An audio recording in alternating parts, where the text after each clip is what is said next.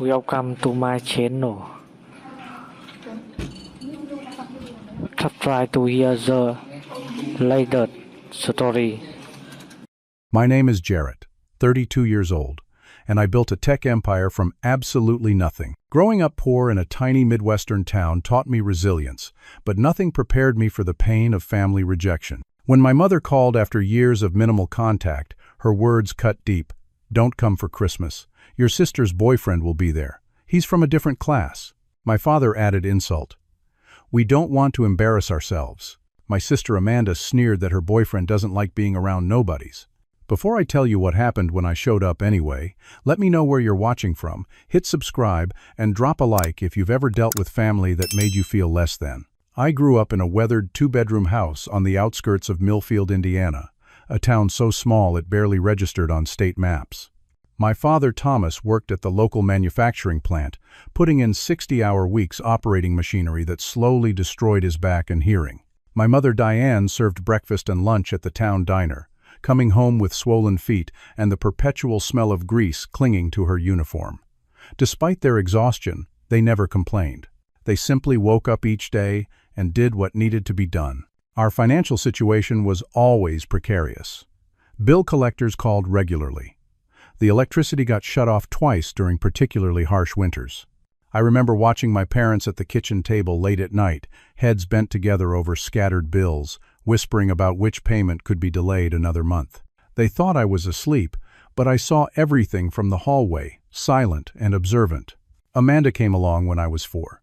From the moment she arrived, the family dynamic shifted. She was beautiful with bright blue eyes and blonde curls that everyone commented on. "She looks like a little angel," visitors would say, while I stood in the background, unremarkable with my brown hair and serious expression. My parents doted on her in ways they never did with me.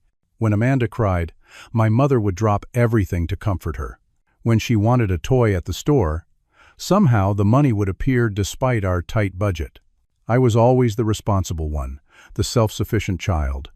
By 8 years old, I packed my own lunch, did my homework without reminders, and helped with household chores without being asked. Amanda, meanwhile, threw tantrums when asked to clean her room. My parents would sigh and say, "That's just how she is," before doing it themselves. I learned early that different standards applied to us. School became my refuge. I excelled in math and science, earning straight A's despite our family's limited resources. While other kids had tutors and educational software, I relied on worn textbooks and free resources at the public library. The librarian, Mrs. Patterson, noticed my appetite for learning and saved computer time for me, bending the rules to give me extra hours when the library was about to close. When I turned 14, computers became my obsession. The internet was opening up a world of possibilities, and I desperately wanted to be part of it. I asked my parents for a computer for my birthday, knowing it was an extravagant request. The conversation went exactly as I expected. "We just can't afford it, Jarrett," my mother said, genuine regret in her voice. "Maybe next year." My father nodded in agreement. Those things cost a month's salary. Later that evening, I overheard them discussing Amanda's upcoming dance recital costume, which apparently cost hundreds of dollars. "We'll figure it out," my father said. "We can't let her be the only girl without the proper outfit." Instead of complaining, I took action. That summer, I worked 3 jobs simultaneously. I mowed lawns in the mornings, washed cars in the afternoons, and stocked shelves at Wilson's General Store on weekends. Every dollar went into a coffee can hidden under my bed. By fall, I had saved enough to buy a refurbished desktop computer from a classified ad in the newspaper. The computer opened up new possibilities. I taught myself basic programming, spending hours troubleshooting and learning. Soon, neighbors began asking me to fix their computers. Mrs. Gunderson, from 2 streets over, paid me $20 to remove a virus. Mr. Hoffman gave me $50 to recover his accidentally deleted tax documents. Each success built my confidence and my savings account. Amanda watched my growing independence with thinly veiled jealousy. At 12, she was used to being the center of attention and disliked my newfound recognition. "He's always in his room with that stupid computer," she complained to our parents. "He thinks he's so smart." My mother patted her hand. "Everyone has different talents, sweetie. Yours is your beautiful singing voice and your creativity. My father nodded. Jarrett's just good with machines. You've got the real people skills in the family. Their words stung, reducing my passion and hard work to mere technical aptitude while elevating Amanda's mediocre singing to a profound talent. This became a pattern.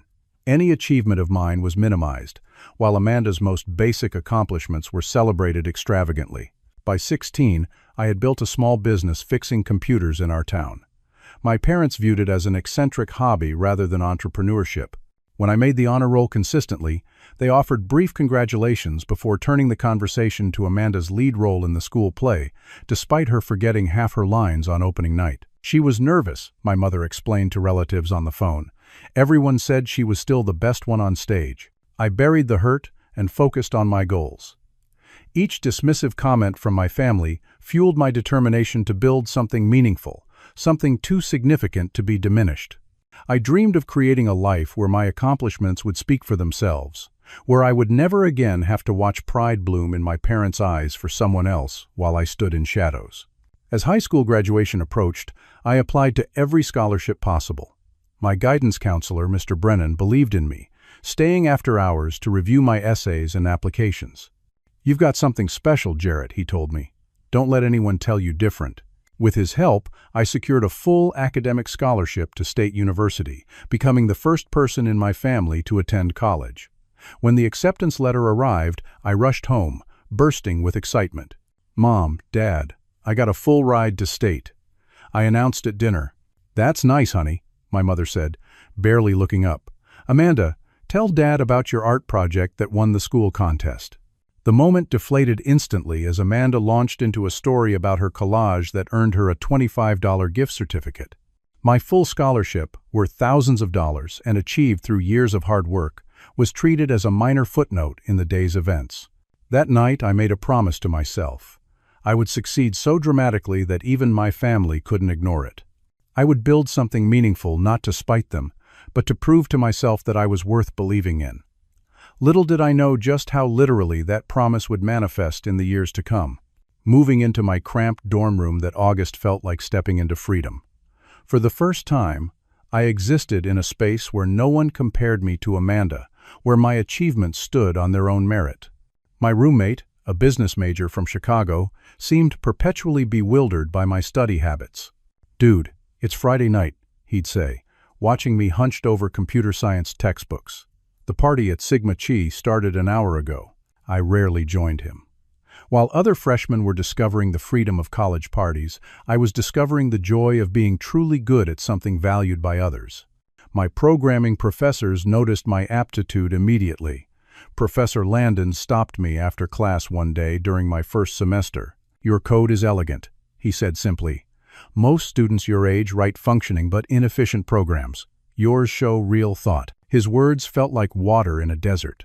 I'd never had my abilities acknowledged so directly. To maintain my scholarship, I needed perfect grades. To afford books and living expenses, I needed income. I found work at the campus IT help desk, working the overnight shift from midnight to 8 in the morning, then attending classes from 9 to 3. Sleep happened in stolen moments between classes and during short breaks at work. Despite the exhaustion, I thrived. There was something exhilarating about being entirely self-sufficient, about proving I could succeed on my own terms. I called home rarely, usually reaching my father, who would give quick updates about the factory, the weather, and Amanda's latest accomplishments. "Your sister got invited to sing the national anthem at the county fair," he mentioned during one call, pride evident in his voice. 3,000 people will be watching." "That's great," I replied, not mentioning that I'd just been selected for a competitive programming internship that would pay more than he made in 3 months. During my sophomore year, I met Marcus Johnson in my advanced algorithms class. Brilliant but disorganized, he approached problems with an intuitive creativity that complemented my methodical approach. We were assigned as project partners, staying up for 48 hours straight to build a traffic optimization system that earned us the highest grade in the class. "We make a good team," Marcus said as we celebrated with cheap pizza in my dorm room. "You ever think about what you'll do after graduation?" I had vague notions of joining a tech company, but Marcus thought bigger. We should start something ourselves. With your security expertise and my networking skills, we could build something revolutionary. The idea took root, though neither of us knew then how significant that conversation would become. I returned home for Christmas that year with both excitement and apprehension. I'd earned straight, as again, secured an impressive internship for summer, and wanted desperately for my family to acknowledge my hard work. The house looked exactly the same, though a large banner congratulating Amanda on something hung in the living room. My mother hugged me briefly. "You've lost weight. Are you eating properly?" Before I could answer, Amanda bounded down the stairs. At 16, she had blossomed into a confident young woman, though her attitude toward me remained childishly competitive. "Look who finally remembered we exist," she said, rolling her eyes. "Mr. College Genius returns to the peasants." Dinner that evening became an extended monologue about Amanda's activities. She had apparently joined a youth theater group in the neighboring town, requiring expensive weekend trips that my parents funded without complaint. "So what are you studying again?" my father asked me, during a rare lull in Amanda's narrative. "Computer science with a focus on cybersecurity," I answered, perking up at the chance to share. Amanda snorted. "So you're learning to be an even bigger nerd? Do you ever actually talk to real people?" "Amanda." My mother scolded half-heartedly, but she was smiling. "I'm just saying," Amanda continued, "at least I'm pursuing something creative that connects with actual humans. Not everyone wants to stare at a screen all day typing gibberish." My father changed the subject quickly. "Did we tell you Amanda's been invited to audition for a prestigious arts high school? They only accept 20 students each year." The pattern continued throughout that visit. Any mention of my accomplishments was quickly redirected to Amanda's pursuits. By the time I returned to campus in January, the emotional distance between myself and my family had grown even wider. In my junior year, the dynamic at home shifted again. Amanda was applying to colleges, and my parents suddenly became obsessed with her getting into Westridge, an expensive private college known for its arts program. "It's her dream school," my mother explained during one of our increasingly rare phone conversations. "The program is perfect for her fashion design aspirations." When I learned the tuition cost, I nearly dropped the phone. $45,000 a year? How can you possibly afford that? A pause. "We're taking out a second mortgage on the house." I was stunned. My parents were in their 50s, already struggling financially, and now planning to put themselves in significant debt for Amanda's education, despite her mediocre high school performance and history of abandoning interests after initial enthusiasm waned. "That's a huge financial risk," I said carefully. "I could help with some of her expenses. My internship pays really well, and I've been saving." The silence on the other end of the line turned frigid. "We don't need your charity, Jarrett," my father said stiffly. Later, Amanda called me directly, something she rarely did.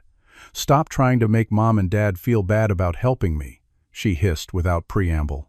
"Just because you had to struggle doesn't mean I should have to. Some parents actually want to support their children."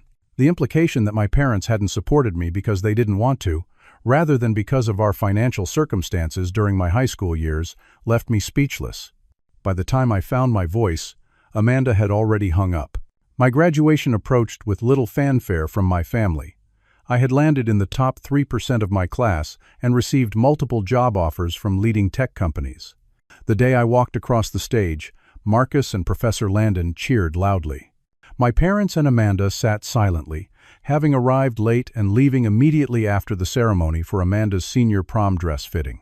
At the quick lunch before they departed, my mother asked vaguely about my plans. "Actually," I said, gathering my courage, "Marcus and I are starting our own company. We've developed a new approach to network security that several investors are interested in." "Well, that sounds risky," my father commented, checking his watch. "Wouldn't it be better to get experience at an established company first?" "Speaking of established," my mother interrupted, "Amanda got her acceptance to Westridge yesterday. Full tuition, of course, but worth every penny for the connections she'll make there." I smiled tightly and congratulated Amanda, who smirked slightly in response. As they hurried away to their appointment, I realized they hadn't actually asked a single question about my business idea or congratulated me on graduating with honors. The gulf between us had never felt wider. But strangely, I felt more resolved than ever. Their approval, I realized, was no longer something I needed to validate my choices. Marcus and I rented a tiny one-bedroom apartment in Seattle, converting the living room into our office space. He took the bedroom. I slept on a futon that doubled as our client meeting area during daytime hours. Our company, SecureBlock, began with just the two of us, a handful of laptops, and an algorithm we believed could revolutionize how companies protected their data. The early months tested every ounce of our determination. We lived on ramen noodles and coffee, working 20-hour days to refine our security system while cold-calling potential clients. Most dismissed us immediately, preferring established security providers to two 23-year-old recent graduates operating from a makeshift apartment office. "We need just one break," Marcus would say during our lowest moments. "One client who'll take a chance on us." That break came 6 months in, when a mid-sized e-commerce company experienced a devastating data breach. Their established security provider had failed them, and their desperate IT director was willing to try our unproven solution as a last resort. We worked 72 hours straight, subsisting on vending machine snacks and energy drinks, to implement our system. Our security protocol not only stopped the breach, but identified vulnerabilities no one had detected previously. The client was impressed enough to refer us to 2 other companies. Those referrals led to others. By the end of our first year, we had 8 corporate clients and enough income to hire our first 2 employees. The breakthrough that truly launched us came during our second year, when Marcus had a coding epiphany at 3 in the morning. "Jarrett," he shouted, waking me from my first solid sleep in weeks. "What if we approach the encryption from the opposite direction? Instead of building higher walls, what if we create a system that adapts in real time to intrusion attempts?" That insight led to our adaptive security algorithm, a system that learned from each attempted breach and evolved its defenses accordingly. When we demonstrated it at a regional tech conference, 3 venture capital firms approached us the same day. 6 months later, we had secured $5 million in funding, moved to legitimate office space, and expanded to 15 employees. During this period of intense growth, I tried to maintain connections with my family despite our strained relationship. I called monthly with updates, sent birthday and holiday gifts, and made brief visits when my schedule allowed. Each interaction felt increasingly forced. During one visit home in our 3rd year of business, I brought up the topic of their financial situation directly. SecureBlock was now profitable, and I had the means to help ease their burden. "I'd like to help pay off the second mortgage," I offered over coffee at their kitchen table. "You took it out for Amanda's education, and I'm in a position now where I can help." My father's face hardened immediately. "We don't need handouts." "It's not a handout, Dad. It's your son trying to help his parents." "We're managing fine," my mother interjected, though the new lines around her eyes suggested otherwise. "Besides," my father added, "Amanda left Westridge after sophomore year. The program wasn't right for her creative vision." I nearly spilled my coffee. "She dropped out? After you mortgaged the house?" "She didn't drop out," my mother corrected defensively. "She's pursuing other opportunities. The fashion industry values real-world experience over degrees." What they didn't say, but I learned later from a neighbor, was that Amanda had barely attended classes, spent most of her tuition money on shopping and parties, and left with a GPA too low to continue. Yet somehow, in my parents' narrative, this became a strategic career decision rather than another abandoned responsibility. Over the next few years, Amanda cycled through a series of short-lived jobs. She was fired from a retail position for excessive absences, quit a receptionist job because her boss was stifling her creativity, and abandoned an apprenticeship at a local seamstress shop after deciding fashion wasn't her true calling after all. Each failure was reframed by my parents as Amanda being too special for conventional paths. Meanwhile, SecureBlock continued its upward trajectory. By our 5th year, we employed over 100 people and had opened offices in 3 cities. Our client list included Fortune 500 companies and government agencies. I bought a comfortable condo in Seattle and offered again to help my parents financially. Again, they refused. "We're proud people," my father said. "We take care of our own problems." This declaration came 2 weeks after they had paid Amanda's rent for the 3rd consecutive month because she had quit her latest job to find herself through travel, funded by their credit cards. Our company began attracting media attention. A profile in Business Innovators magazine called me the wonderkind of cybersecurity and valued SecureBlock at over $100 million. I sent a copy to my parents, hoping finally for some acknowledgement of what I'd built. The magazine disappeared into a kitchen drawer, never mentioned again. But when Amanda started selling homemade jewelry on an online craft site and made $300 in her first month, my mother called specifically to share the news of their daughter's entrepreneurial success. The contrast was so stark it would have been comical if it weren't so painful. I had built a 9-figure company from nothing, revolutionized an industry, and created jobs for hundreds of people, yet received less parental enthusiasm than Amanda's modest craft venture that she would abandon 3 weeks later. The last time I visited home before the Christmas incident was for Thanksgiving 3 years ago. SecureBlock had just been named one of the fastest-growing tech companies in the country, and we were in preliminary talks about a potential IPO. I arrived feeling good, bringing expensive wines and gourmet food to contribute to the dinner. Amanda was there, sporting a new look that apparently reflected her latest passion, yoga instruction, a certification she'd earned through a 2-week intensive course my parents had financed. Throughout dinner, she dominated the conversation with grandiose plans to open her own studio, despite having no business experience or savings. "Mom and Dad are going to help with the startup costs," she announced. "It's an investment in my future." I glanced at my parents, noting the worried creases around my father's eyes that suggested their financial situation was worse than ever. Still, they nodded supportively at Amanda's plans. Later, when Amanda stepped outside to take a call, I broached the subject gently. "Opening a business is complicated and expensive. I have experience in this area. Maybe I could help Amanda develop a business plan before you commit any money." My mother's expression cooled immediately. "Not everyone needs to do things your way, Jarrett. Amanda has a more intuitive approach to business." "It's not about my way," I explained. "It's about basic principles that determine whether a business succeeds or fails. I've seen many startups collapse because of poor planning." "What works in your tech world doesn't apply to creative industries," my father said dismissively. "Amanda understands people in a way you never have." The conversation deteriorated from there. Amanda returned to find us in tense silence, immediately sensing an opportunity to position herself as the peacemaker in a conflict I hadn't started. "Let's not fight on Thanksgiving," she said magnanimously.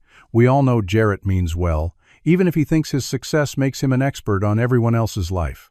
I left early the next morning, declining breakfast despite my mother's half-hearted protests. As I drove away, I made a decision that I thought would be permanent. I was done trying to win the approval of people determined not to give it. Family or not, I deserved better than constant dismissal and diminishment. For the next 3 years, I limited contact to occasional brief phone calls and generic holiday cards. I built my life around people who valued me. Marcus, our team at SecureBlock, friends who appreciated my loyalty and integrity. Our company continued to thrive, expanding internationally and developing increasingly sophisticated security protocols. I convinced myself I was content with the distance from my family, that I had made peace with their inability to recognize my accomplishments. Then came the call that proved I had been lying to myself all along. The call came on a Tuesday afternoon in early December, my mother's number lighting up my phone screen while I reviewed quarterly projections with our finance team. I excused myself to answer, surprised by the unexpected contact. "Jarrett," my mother began, her voice carrying the slightly formal tone she always used with me now, as though addressing a distant acquaintance. "How are you?" "I'm fine, Mom. Is everything okay?" In our family, unexpected calls usually signaled crisis. "Everything's fine. Your father's back is giving him trouble again, but the doctor says it's just age catching up with him." We engaged in awkward small talk for several minutes, discussing the weather in Indiana versus Seattle, her part-time job at the community center, my father's reduced hours at the factory as he approached retirement age. She asked no specific questions about my work or life, maintaining the vague interest of someone obligated to demonstrate minimal concern. Just as I was about to make an excuse to end the call, she cleared her throat. "So, Christmas is coming up in a few weeks." "Yes," I responded cautiously, unsure where this was heading. I hadn't been home for Christmas in years, sending gifts but avoiding the actual visit. "Well, Amanda will be here, of course," she continued, "and she's bringing her new boyfriend. They've been together for 6 months now, which is a record for her." She laughed lightly. "He's quite accomplished. Comes from a good family in Connecticut, went to Yale, works for a big technology company. Very impressive young man. I waited, sensing there was more to this call than updating me on Amanda's relationship status. After a moment of silence, my mother continued, her voice taking on a strange, rehearsed quality. The thing is, Jarrett, we think it might be best if you don't come for Christmas this year. The words hung in the air between us. Though I hadn't planned to visit anyway, the explicit uninvitation stung more than I could have anticipated. I see, I managed, fighting to keep my voice steady. Any particular reason? She sighed, as though I was being deliberately difficult by requesting an explanation. Amanda's boyfriend, James, he's from a different class, you understand. Very polished, proper family. We don't want to, well, complicate things. Complicate things, I repeated flatly. What exactly would I complicate, Mom? Don't be obtuse, Jarrett. You know what I mean. You and Amanda have always had your differences, and with James being so important to her future, we want everything to go smoothly. The holidays are stressful enough without adding tension. Before I could respond, I heard my father's voice in the background, followed by shuffling as he apparently took the phone. Jarrett, he said gruffly. Look, we're just trying to have a nice holiday. James is the first boyfriend Amanda's had with real prospects. His family has connections. We don't want to embarrass ourselves. The implication couldn't have been clearer. I was the potential embarrassment. Despite building a hugely successful company, despite all my accomplishments, in their eyes I remained somehow inadequate, something to hide from proper people. I see, I said again, unable to formulate a more articulate response past the tightness in my throat. The phone shuffled again, and suddenly Amanda's voice came through, artificially sweet, with an undercurrent of satisfaction. Hi, big brother. Nothing personal, you know. James is just used to a certain type of people. He doesn't really like being around. Nobodies. No offense. The calculated cruelty of her words momentarily stole my breath. In that moment, I realized Amanda wasn't just indifferent to me. She actively enjoyed diminishing me, had perhaps always enjoyed it. Well, I said finally, thanks for letting me know where I stand. After ending the call, I sat motionless in my office, staring out at the Seattle skyline through floor-to-ceiling windows that reflected my company's success. The contrast between my professional achievements and personal rejection had never felt more stark. When Marcus found me there an hour later, still staring at the darkening city lights, he immediately sensed something was wrong. What happened? He asked, dropping into the chair across from me. I told him everything, the words spilling out in a rush of hurt and anger. Marcus, who had met my family only once at our college graduation, shook his head in disbelief. That's messed up, Jay. Seriously messed up. He leaned forward. So what are you going to do about it? Do? Nothing. They don't want me there, so I won't go. Marcus raised an eyebrow. Since when do you back down from a challenge? They're treating you like you're still that kid from Indiana with nothing to his name, not the CEO of a major tech company. What exactly are you suggesting? I asked, though I already suspected his answer. Go anyway, he said simply. Show up on Christmas Day with thoughtful gifts and perfect manners. Meet this supposedly impressive boyfriend. Let them see exactly who they're rejecting. That sounds like the plot of a bad holiday movie, I protested, though the idea had immediately taken root. Sometimes life needs a little cinematic justice, Marcus replied with a grin. Besides, you've spent years trying to earn their approval. Maybe it's time to stop seeking validation and simply claim your rightful place at the table. Over the next few days, I debated the decision. Part of me wanted to respect their wishes, to maintain the fragile dignity of accepting their rejection. A louder part wanted to stand up for myself, to refuse the role of family embarrassment they had assigned me. In the end, I booked a flight to Indianapolis for December 24th. I ordered carefully selected gifts, a leather wallet for my father, with a subtle designer logo he would recognize from the magazines he sometimes browsed at the barbershop, a cashmere sweater for my mother in the exact shade of blue she had admired in a department store window during my last visit, even a premium yoga mat for Amanda that cost more than most people's monthly car payments. For James, Amanda's boyfriend, I selected a high-end watch, the kind that signaled success without screaming ostentation. If he was truly the polished Yale graduate my mother described, he would appreciate its understated elegance. As the departure date approached, I vacillated between determination and doubt. Was I making a mistake? Would this grand gesture only deepen the rift? But underneath these concerns lay a more fundamental question. How much longer would I allow my family to make me feel unworthy of their acceptance? The night before my flight, I stood in my condo, surveying the carefully wrapped gifts piled on my coffee table. Tomorrow would either begin the healing of old wounds or sever the remaining threads connecting me to my first family. Either way, I would no longer live in the limbo of seeking approval that was perpetually withheld. I was done being the family embarrassment. It was time they saw me for who I had become. Christmas Eve brought light snow to central Indiana, dusting the familiar streets of my hometown with a deceptive peacefulness. I checked into a hotel near the highway, not wanting to impose myself on my parents' household before making my surprise appearance the following day. The hotel desk clerk, a woman approximately my mother's age, smiled as she returned my credit card. "Jarrett Adams? From Millfield? I think I remember you from high school. You were the computer whiz, right?" I nodded, surprised to be recognized after so many years away. "My son works in IT now because of a workshop you ran at the library one summer. He talks about it sometimes, how you explained programming in a way that finally made sense to him." Her smile widened. "He's at State University now, computer science major." The interaction warmed me despite the nervous tension that had built during my flight. It was a small reminder that somewhere along the way, I had made positive impacts that had nothing to do with my family's approval. Christmas morning dawned bright and clear, the temperature hovering just below freezing as I loaded the presents into my rental car. My parents' house was on the other side of town, a 15-minute drive that gave me ample time to rehearse what I would say when they opened the door to find me on their doorstep. The house looked exactly as I remembered, though the paint had faded further and the front steps sagged noticeably. A newer model car that I didn't recognize sat in the driveway alongside my parents' aging sedan. Amanda's boyfriend's car, presumably. Taking a deep breath, I gathered the gifts and approached the front door.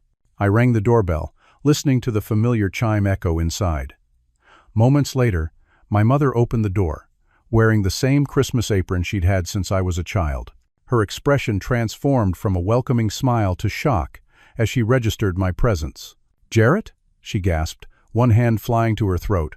"What are you doing here?" "Merry Christmas, Mom," I said calmly, offering a genuine smile. "I thought about what you said and decided family should be together for the holidays after all." My father appeared behind her, his face hardening as he recognized me. "Jarrett, we discussed this. Today isn't a good day." "It's Christmas," I replied simply. "I won't stay long if I'm not welcome, but I brought gifts for everyone. I'd like to at least drop them off in person." They exchanged uncomfortable glances, caught in the social awkwardness of turning away a family member on Christmas Day. Finally, my mother stepped back reluctantly. "Come in, then. We were just about to have breakfast."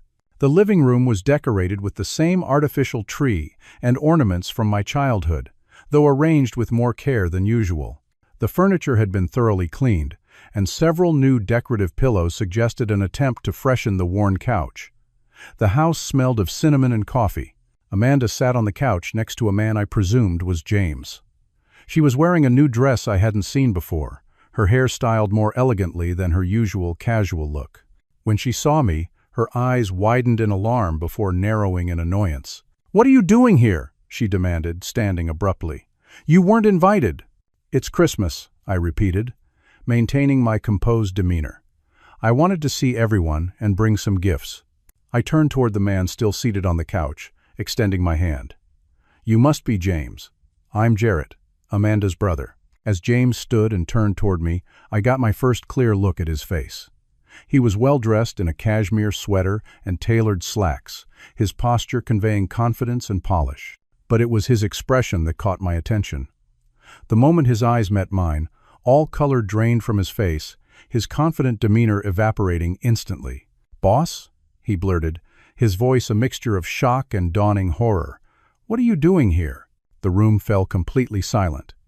My parents froze in confusion, while Amanda's expression cycled rapidly from annoyance to confusion to disbelief. In that suspended moment, I recognized James Taylor, a mid-level manager from our Seattle office. He had joined SecureBlock about 18 months earlier, showing promise in project coordination and client relations. I had personally approved his promotion to team leader just 3 months ago, after Marcus praised his handling of a difficult security implementation for a banking client. "James," I acknowledged with a nod, pieces falling rapidly into place. "I wasn't aware you were dating my sister." Amanda's voice cut through the silence, high and accusatory. "What is he talking about? You two know each other?" James swallowed visibly, straightening his posture in what appeared to be an instinctive professional response to my presence. "Amanda, your brother is Jarrett Adams, the CEO of SecureBlock. My boss." "Your what?" my mother whispered, looking between us in confusion. "That's impossible," Amanda snapped. "He's making it up. Jarrett runs some small computer repair business or something." James shook his head slowly, still looking slightly dazed. SecureBlock is one of the leading cybersecurity firms in the country. Jarrett and his partner Marcus Johnson founded it. I've worked there for almost 2 years. Jarrett is. Well, he's my boss's boss's boss, essentially. My father sank slowly into his armchair, his expression stunned. "But you said you worked for a big technology company." "SecureBlock is a big technology company," James confirmed, his professional composure returning gradually. "We have over 800 employees across 4 countries, handling security for some of the largest corporations in the world. Our last valuation put the company at over $600 million. The silence that followed was deafening. Amanda stared at James as though he had sprouted a second head, while my parents exchanged looks of utter bewilderment. The cognitive dissonance was clearly overwhelming, their long-held image of me colliding violently with this new reality. "I think," I said into the silence, "we could all use some coffee." In the kitchen, my mother mechanically prepared a fresh pot of coffee while my father sat at the table, repeatedly running his hand over his thinning hair in a gesture of confusion I remembered from childhood. James had excused himself to the bathroom, likely needing a moment to process the bizarre situation. Amanda remained in the living room, her rigid posture visible through the doorway. As I helped my mother gather mugs and spoons, she finally broke the uncomfortable silence. "Is it true? What James said about your company?" "Yes," I replied simply. "Marcus and I started SecureBlock right after college. We've grown considerably over the last 9 years. "But why didn't you ever tell us?" she asked, her voice small. I met her eyes directly. "I did tell you, Mom. Many times. I sent articles about the company, mentioned our growth and successes during our calls. You and Dad never seemed particularly interested." She had the grace to flush slightly. "We thought you were exaggerating. You know, the way people sometimes talk up their jobs to sound more important." The casual admission that they had automatically assumed I was lying about my achievements stung, but I kept my expression neutral. I've never been one to exaggerate. My father cleared his throat from the table. "So you're really this big-shot CEO, running a company worth hundreds of millions?" "I am," I confirmed, carrying the coffee pot to the table. "Though I've always considered myself more of a builder than a big-shot anything." James returned, his composure visibly restored, though tension remained evident in his shoulders. Amanda followed him into the kitchen, her expression stormy. "This is ridiculous," she declared, glaring at me. "You planned this whole thing to embarrass me. You probably paid James to pretend he works for you." James winced. "Amanda, that's not what's happening here. I had no idea Jarrett Adams was your brother. You always just called him my brother, or occasionally Jarrett. You never mentioned his last name, and honestly, you talked about him so rarely and dismissively that I never connected the dots." "But you told us James was from Connecticut," my father interjected, looking confused. "That he went to Yale." "I am from Connecticut originally," James confirmed, "and I did attend Yale for my undergraduate degree before getting my MBA from Washington. That's all true." Amanda's face flushed with anger. "So what, you're both in on this? Is this some kind of sick joke?"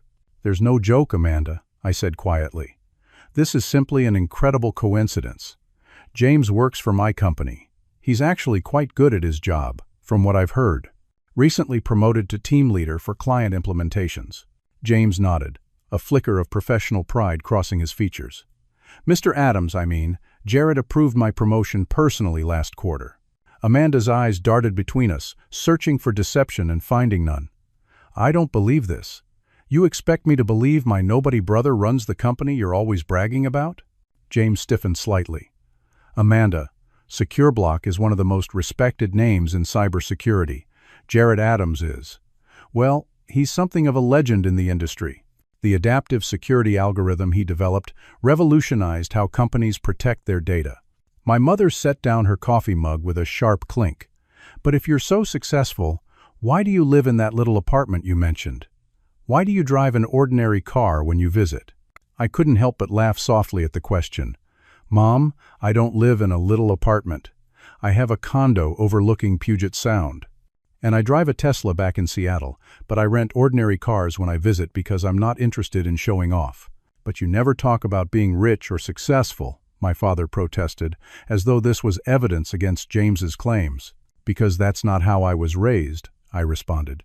You and Mom always taught me that bragging was tasteless, that true worth came from character and hard work, not material possessions or status. The irony of this statement hung heavily in the air, given their recent rejection of me in favor of Amanda's higher-class boyfriend, who turned out to be my employee. Amanda suddenly stood, her chair scraping harshly against the linoleum floor. This is unbelievable.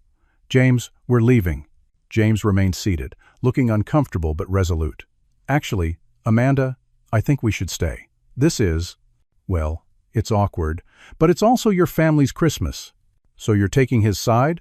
She demanded incredulously. There aren't sides here, James replied carefully. But Jared is someone I respect enormously, both professionally and personally. The culture he's built at SecureBlock is why I wanted to work there in the first place. Amanda's face contorted with fury. Fine, you stay with your precious boss. I'm leaving. She stormed out of the kitchen, and moments later, the front door slammed with enough force to rattle the windows. My mother half rose from her chair, clearly torn between following her daughter and continuing this unexpected conversation. My father placed a restraining hand on her arm. Let her cool off, Diane, he said quietly before turning to James. So you really do work for Jarrett's company? All this time? James nodded. For nearly 2 years now, SecureBlock is considered one of the best places to work in the tech industry. The benefits are excellent, the culture is supportive but challenging, and the work we do genuinely matters. We protect critical infrastructure, financial institutions, healthcare systems. My father turned to me, his expression a complex mixture of confusion, disbelief, and dawning recognition. And you built all this yourself? From nothing? Marcus and I built it together, I corrected. And with the help of a lot of talented people along the way, people like James. James smiled slightly at the acknowledgement. Jared is being modest. His security algorithms are taught in computer science programs now. He holds multiple patents. Last year, he was named one of the 40 most influential people in tech, under 40. My mother began crying silently, tears tracking down her cheeks. Why didn't we know any of this? How could we not know? The question wasn't really directed at me, but I answered anyway. You knew what you wanted to know, Mom. You and Dad decided a long time ago who I was and what I was capable of, and you filtered everything else out. That's not fair, my father protested. But his objection lacked conviction. Isn't it? I asked gently. When I told you about starting the company, Dad, you called it risky and changed the subject to Amanda's college acceptance. When I sent articles about our success, they disappeared into drawers, never mentioned again. When I offered financial help, you rejected it as charity, while taking out a second mortgage for Amanda's education that she never completed. My parents exchanged guilty glances, unable to deny the truth of my words. James, apparently sensing the need to ease the growing tension, spoke up. Jared is known throughout the company for his integrity and fairness. He remembers every employee's name, even as we've grown. Last year, during a product crisis, he worked alongside the development team for 72 hours straight, ordering meals for everyone and making sure people took breaks. When the solution was found, he gave all the credit to the team. My mother wiped her eyes. That sounds like the boy we raised, she whispered. Always working hard, never seeking praise. I'm still that person, I said quietly. I've just built something significant along the way. My father cleared his throat, looking older and more vulnerable than I had ever seen him. I think we owe you an apology, son, a big one. Before I could respond, the front door opened and closed. Amanda reappeared in the kitchen doorway, her eyes red but her expression composed. "I forgot my phone," she said stiffly, reaching for it on the counter. She paused, looking at James. "Are you really not coming with me?" James shook his head. "I think we all need to talk, Amanda. This is your family, and Jared is someone I respect deeply." She glanced at me, then back at James, some of her anger deflating. "Fine. But this doesn't change anything. He may be your boss, but he's still my annoying brother." It wasn't much, but it was perhaps the closest thing to an olive branch Amanda was capable of extending. I smiled slightly, accepting it for what it was. "Sit down, Amanda," my father said with unexpected firmness. "We need to have a long overdue family conversation." The conversations that followed were uncomfortable but necessary, stretching from that Christmas morning well into the evening. My mother prepared the holiday meal as planned, though the atmosphere remained tense and awkward. James, surprisingly, became an unexpected bridge between my family and me, offering both his perspective as my employee and his observations as Amanda's boyfriend. Jarrett created a multi-million-dollar company from nothing. He explained over turkey and potatoes, but he still takes time to mentor new employees and lead by example. People at SecureBlock would walk through fire for him because he shows the same respect to the custodial staff as he does to the executive team. My parents listened with increasing discomfort as the disconnect between their perception and reality became impossible to ignore. My father eventually pushed his plate away, his expression troubled. "I don't understand how we got it so wrong," he said finally, "how we could have missed who you really are." I considered the question carefully before responding. I think it began when we were kids. Amanda needed more attention, more reassurance. That's not inherently wrong. Different children have different needs. But somewhere along the way, supporting her became diminishing me. My mother flinched slightly but didn't deny it. "We never meant to make you feel less important. Intent and impact are different things," I said gently, and over time it became a pattern. My accomplishments were minimized while Amanda's were celebrated. When I tried to maintain a connection despite that imbalance, I was treated as an intrusion. Amanda, who had been uncharacteristically quiet, suddenly spoke up. "You were always so perfect," she said accusingly. "Always getting straight, as, never getting in trouble, building your little computer business. Do you have any idea what it's like growing up in that shadow?" I looked at her in genuine surprise. "Is that how you saw it? Because from my perspective, you were the golden child who could do no wrong. You got everything you wanted while I worked multiple jobs to buy a second-hand computer." We stared at each other across the table, momentarily glimpsing the vastly different experiences we'd had in the same household. It wasn't a resolution, but it was perhaps the first honest exchange we'd had in years. As the day progressed, my parents began hesitantly asking questions about my company, my life in Seattle, the work we did. I answered openly, neither exaggerating nor minimizing my accomplishments. James occasionally added details from his perspective, his evident respect for me gradually influencing my family's perception. The transformation wasn't instantaneous or complete.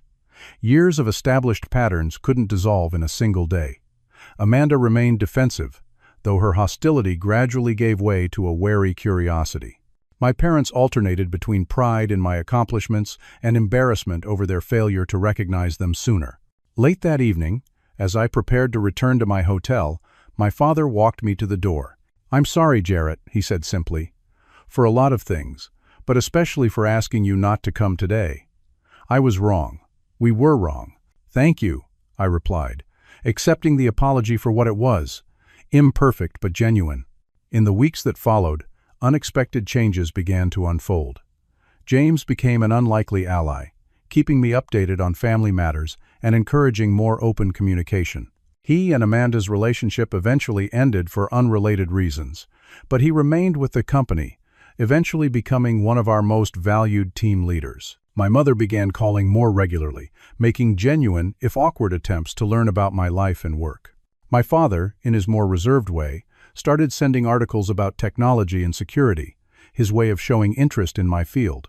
2 months after Christmas, I invited them to visit Seattle and tour the SecureBlock headquarters. Watching their faces as they took in the scale of the company I had built, meeting employees who spoke highly of my leadership, seeing my name on the building directory, they finally began to truly comprehend what I had accomplished. "I'm proud of you, son," my father said that evening, the words I had waited decades to hear. "Not just for the success, but for the man you've become despite our failures." Amanda required more time and distance. Our relationship remained complicated, but the naked hostility gradually faded. During a phone call 6 months after the Christmas incident, she made a reluctant admission. "I was jealous," she said abruptly, in the middle of an unrelated conversation. "Not of your money or success, but of your direction. You always knew what you wanted and worked for it." I've never had that clarity. It was a small moment of vulnerability from someone who rarely showed any, and I recognized it as the significant gesture it was. "Clarity comes at different times for different people," I told her, "and it's never too late to find your path." The healing wasn't linear or complete. There were still awkward moments, old habits that resurfaced, hurts that couldn't be entirely erased. But slowly, gradually, we began building something new from the rubble of our old relationship, something more honest, if not entirely whole. The experience taught me lessons I carry to this day. I learned that forgiveness is a choice, not an obligation, and that it's something you do for yourself as much as for others. I discovered that standing up for yourself doesn't have to mean cutting people off, that it's possible to maintain boundaries while leaving room for growth and change. Most importantly, I realized that my worth was never dependent on my family's ability to recognize it. Their validation, while healing to receive, wasn't necessary for my success or happiness. I had built a meaningful life and career by believing in myself when they couldn't or wouldn't. 2 Christmases later, we gathered again at my parents' house, the dynamics still evolving but markedly improved. As we exchanged gifts and shared meals, I reflected on how dramatically things had changed from that fateful holiday. The path to healing wasn't the dramatic confrontation I had imagined. It was dozens of difficult conversations, moments of vulnerability on both sides, the slow rebuilding of trust and understanding. It was learning to see each other as we truly were, not as the characters we had assigned each other in our family narrative. Looking back now, I realized that the greatest gift at Christmas wasn't the validation I finally received, but the freedom from needing it. By showing up despite their rejection, I broke the pattern of seeking approval that had shaped our relationship for decades. In doing so, I opened the door to something more authentic, more balanced, and ultimately more healing for all of us. Have you ever had to stand your ground with family who couldn't see your true worth? Or found yourself surprisingly connected to someone who recognized your value when those closest to you didn't? Share your experience in the comments below.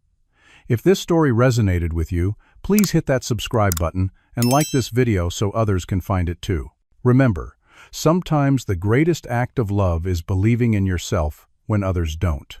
Thank you for listening, and may you find the strength to show up authentically in all your relationships.